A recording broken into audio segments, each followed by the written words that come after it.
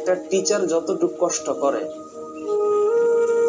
একটা স্টুডেন্টকে তার চেয়ে 3 গুণ বেশি কষ্ট করতে হবে যদি সে জীবনে ভালো করতে চায়।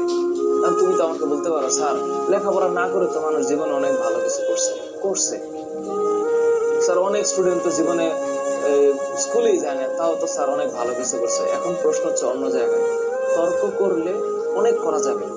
এখন তাহলে আমি তোমাকে প্রশ্ন করবো, তাহলে ভালোর মানে কি? আর প্রথম প্রশ্ন, ভালো করছে, এই ভালো মানে কি? আমারে তোমরা তো জানো না যে এভরিডে আমি অন্তত পক্ষে 150 ফোন রিসিভ করি, এট লিস্ট, মানে মিনিমাম 150টা ফোন, এভারেজ উপরে নিচের কথা বললাম। প্রতিদিন স্টুডেন্ট ফোন দেয় আমাকে, অজস্র জায়গা থেকে আমাকে বলে, স্যার আমি ভালো করতে চাই, জীবনে অনেক ভালো করতে চাই। তাই আমি যখন প্রশ্ন করি কি ভালো করতে চাও, মানে what is the definition of ভালো, বলে স্যার আমি অনেক ভালো করতে চাই। আরে বাবা, ভালোটা কি? তোমার কি অনেক টাকা হবে, নাকি তুমি আকাশের উপর চলে যাবে? বলে না। তাহলে স্যার কেমন?